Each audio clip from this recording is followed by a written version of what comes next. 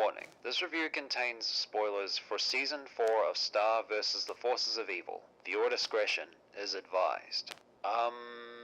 Do you want to do the honors, Boo-Boo?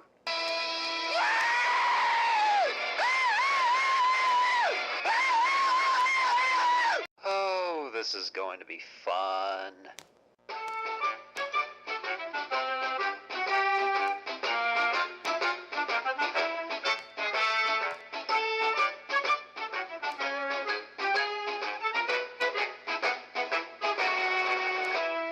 What up, snitches? I'm the Animaniac, and today I'm talking about the final season of Star vs. the Forces of Evil. After the events of the Season 3 finale, Marco confessed to Tom that he and Star kissed, and Star gave back the wand to Eclipsa and allowed her to reunite with her frozen husband and babyfied long-lost daughter, Meteora. But Star joins Eclipsa to help her win over the people of Muni and bring them and the monsters together in harmony. But there are forces that want to prevent that from happening. After how well balanced the stories and how well integrated most of the characters were building up to such an epic Season 3 finale, the bar Darren and her crew had set for themselves for this season, being the series finale no less, were very high. So after getting through some bumps, which I'll talk about in good time, perhaps the only thing they tried to get decent was the Mumin monster conflict. It continued to ask questions I wanted to hear, like, what makes a monster? Is it how they look?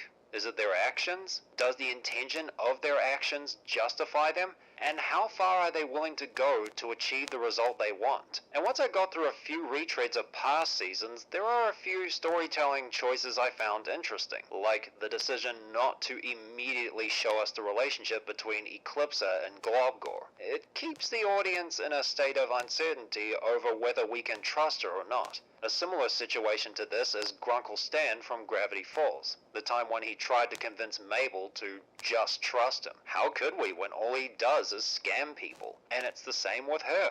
How could we when what you did was try to set free a suspected Mumin Eater? The very same Mumin Eater you abandoned your kingdom for. Another choice they went with was making Mina a villain this time around. Mina was a former Mumin soldier who had been given special combat enhancements by Queen Solaria, who plucked her from her life of selling rags on the streets. The spellbook Nefsi put out a while ago tells us how she did it. And what these enhancements did was give the soldier brute strength and an eagerness to attack, but removes their fear and conscience on the battlefield. Great if you want a mindless soldier, but disastrous when the current ruler wants to push towards bringing monsters and Mumins together. People have said that Mina is not a strong villain, at least compared to Toffee and Meteora. But to me, Mina represents an attitude that refuses to die, a sentiment quite a few Mumins shared this season. And moments like her reaction to the speech Moon gave her gives me the impression that she's in denial about her place in the multiverse. In denial about how times are changing, and now she has become a dusty, blood-soaked relic that, other than a reminder of what Mumins used to be and how far they've come as a society, has nothing to offer that can benefit their society. That part about her character I found tragic. While that stuff is okay, I've noticed several missed opportunities where I felt could have made this season much stronger. Like, what if Star couldn't use magic going into this season? You guys remember the Season 4 teaser a while back. Honestly, I thought it would have been for a later episode like with the Lars of the Stars trailer at Comic-Con. But no, that's how the season starts. Star, Marco, and River raid a prison tower looking for Moon. Oh, and Star can use magic without a wand now. I mean, she let Meteora absorb her magic when she was in her butterfly form, so I thought she made a careless decision. I would have liked it better if she didn't have her powers for most of the season, and then they raid the tower with Star struggling in the fight against the guards because she had been using her wand for so long, leaving her hand-to-hand combat skills very rusty. But not wanting to appear weak in front of Marco and her father, she presses on. Soon her recklessness would have caught up to her. Couple that with the stress of every one of her former subjects mocking her and her family, it could make moments like her denying the possibility that her mother might be gone forever come across as Star desperately clinging to the hope that she will find find her much more impactful. Another missed opportunity to make this season more interesting is Moon regaining her memories. After Star gets her mother back at the end of Escape from the Pie Folk, they could have had her adjust to living in the Monster Temple. Maybe when they're coming up on the castle, she sees monsters roaming the village, triggering flashbacks to her youth commanding human armies against monster hordes, and she tries to figure out why she's having them. When she does remember who she really was, she tries to take Star away with her and River, but Star wants to stay and help Eclipsa win the people over, causing them to have a falling out, leaving Star in a more depressed state because her dream of having that happy beach day will never happen. But none of that. Instead, Moon leaves a little while after she sees Globgor in a crystal prison when after she claims she was fine. Kinda comes out of nowhere since her saying she's okay diffuses the build-up. And anything that comes afterwards would feel weak because to me, neither one of them seem that affected by their separation.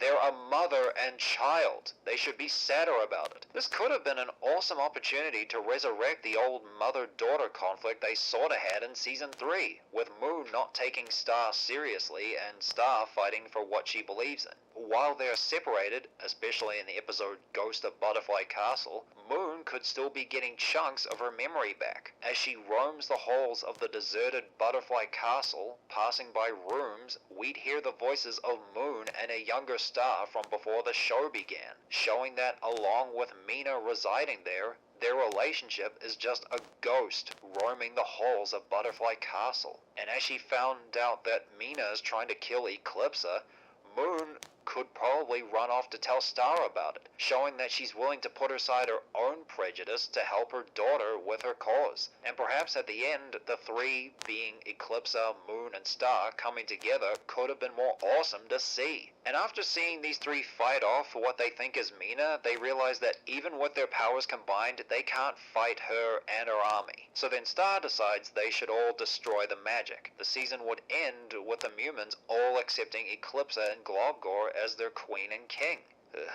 Speaking of emotional weak sauce, something I didn't bring up in my Season 3 review was Tom's reaction to Marco telling him that Star cheated on him with his best friend. His reaction is just awkward.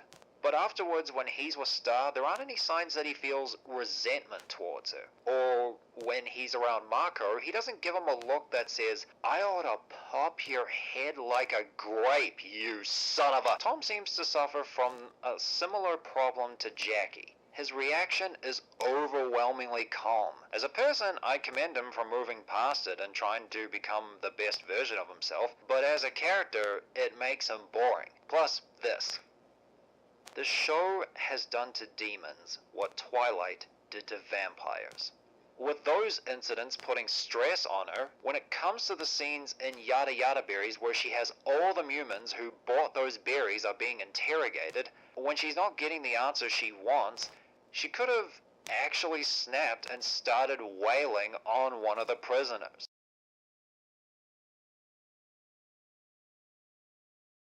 Pick one. The reaction will mostly be the same.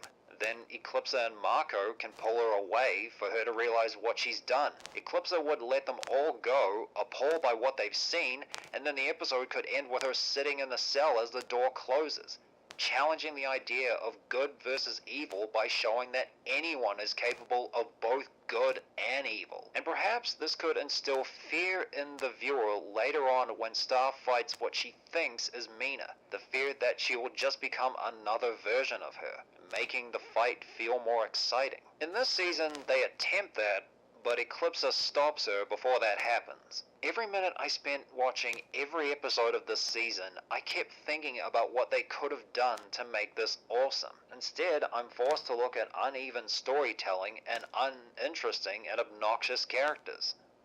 Yes, I finally realized the characters never really evolved as the show went on. In the case of Star Butterfly, I noticed how she never got smarter, more cautious, or more interesting. She just stayed the same ever since the beginning of Season 2, where as she got less energetic, I realized that she's kind of dull to watch. And then there's the relationship Marco has with Kelly, which I found to be an example of stopping a story as soon as it gets something resembling interesting, but really, I'm not sure how to feel about this exactly, because I was somewhat excited to see some character development in Kelly, but it's the final season, so why should I care? It really just boiled down to a waste of time. And now, because this is the series finale, I'm going to go over what I missed in my previous reviews.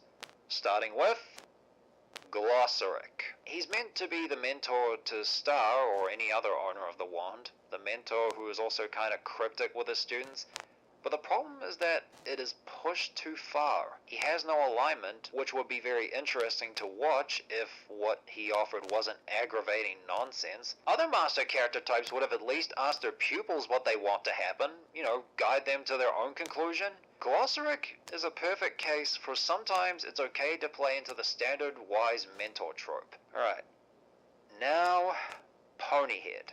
Ponyhead can be turned into glue. One of the few times she appears this season, she steals every other character's screen time. Is there anyone in the Star fandom who likes her? Her voice and attitude are annoying and she only cares about herself. She's what you get when you create a character from the outro of Nicki Minaj's Anaconda. Next on the list is Jana. For me, she's not as bad as Ponyhead, where she can offer a really funny moment and is willing to help her friends, but there are moments where she can be annoying. Ludo. He started off as an annoying, grating to listen to villain that easily got outshone by Toffee in Season 1, then became the character I was excited to see what he'd do next in Season 2, only to be done away until he's brought back.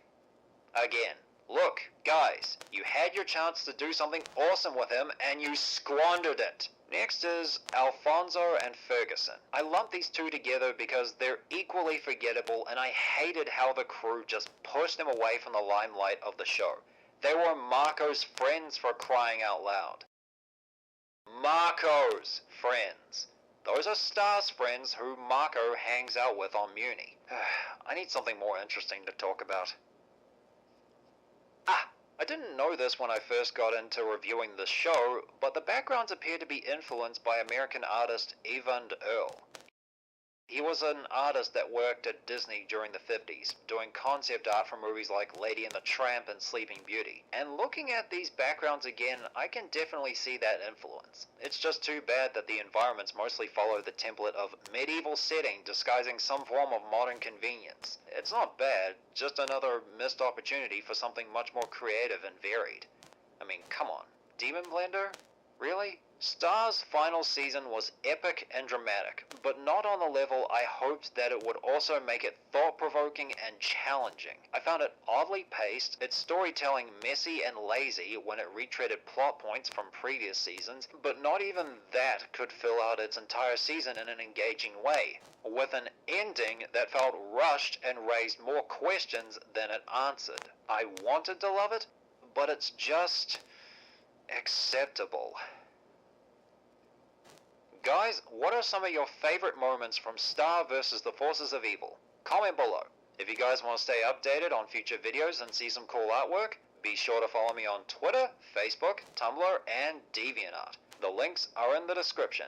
And if you want to be the first to know when a new video will be up, ring that bell after you subscribe. Thanks for watching, and I'll see you guys next time.